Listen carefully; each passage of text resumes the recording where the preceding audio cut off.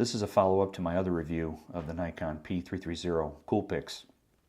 I should have given it more of a chance, but my other review was first impression review, and so I will stand by that.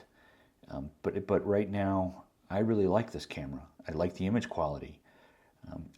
Even though the menus are a bit funny from what I am used to on the Canon side, there must be the Nikon way, and so I'm just learning to adapt. I'm going with it. I've had a chance to use it this last weekend pretty extensively, and if you're following what's going on DP Review, I was able to post some image examples from JPEG and RAW. I learned a lot in the community of suggestion and how to do things systematically. And what I should have done originally is just converted RAWs to JPEG and then shot JPEG, and that would have been done. So I had to go back and forth a little bit to make it all happen, make it right, and I did. And I think the RAW files from 800, 1600, and 3200 ISO I think are impressive. So what do I like about this? I really like the design. I like how it's just a square brick. It's not all molded, ergonomic, and all that. I like how they just said, this is what we're doing, and it's square, it's very efficient. I like it. GPS, I've set up the GPS. I haven't been able to get a good lock for some reason. Don't know why, but I'll keep trying. The buttons are fine. I don't know. Some people might really not like these buttons, but I guess the buttons are buttons. And hopefully Nikon has done enough testing to know what's going to last and what isn't. Everything seems to be good. Seems to be okay. I just turned the grid on last night. I think the grid's a little bit too bright myself. I wish it was a little more subdued, but going with it. All the information and everything on here is okay. If the camera is trying to default to its base 80 ISO, I have this in aperture priority right now, then ISO isn't going to show up. If it moves anything else, it will. The screen seems to be really good res for zooming in on previous photos. Focus point, like the focus point, and I have it on adjustable focus point, and that can go back and forth pretty easily. Or you can just set it on lock, center focus point, and then move the camera. I've been experimenting with both. Everything's been fine. What else do I have? The zoom functions are a little tricky, like I said before. You got to kind of know what you're doing to get in there, to zoom around. But once you kind of get it figured out, you can kind of come in. This is a area of my MacBook Pro I took with the macro, and everything is sharp. Sharp.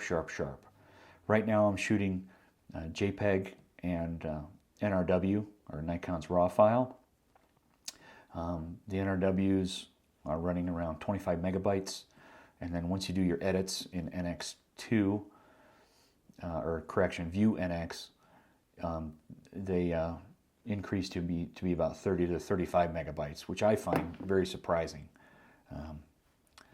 considering it's only a 12 megapixel. That seems really big to me. And then JPEGs are around 5 or 6.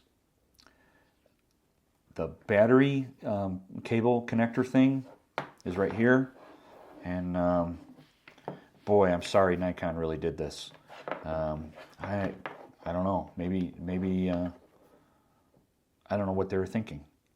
From what I understand, this is proprietary. It fits in the side of here, if you can figure out which one to fit it into, because they both kind of look the same. And then you're going to carry around all this mess.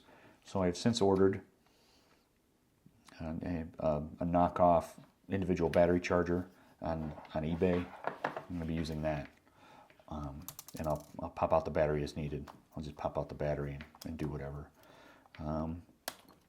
Disappointed that this battery door is not more robust, but it is what it is. I'm not trying to complain. I'm just trying to, and I'm not really trying to nitpick.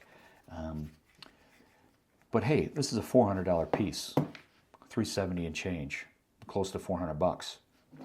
and they really could be a leader in this class. So that's kind of my my afterthoughts of what's going on. I really like the camera. The images are, I don't want to be as over dramatic to say amazing, but they're really good. Better than what I've seen in a point and shoot. And when you're shooting raw, you can even get more out of them. I really like that. After about 30 feet, so if you're shooting, I don't want to say shooting a landscape, but shooting out far and focusing out far, the images do kind of fall apart a little bit. I was taking some photos off the porch towards the street.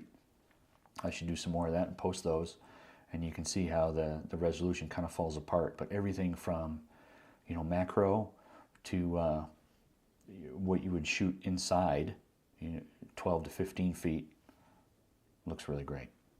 So those are some more of my thoughts. Hope you found them useful.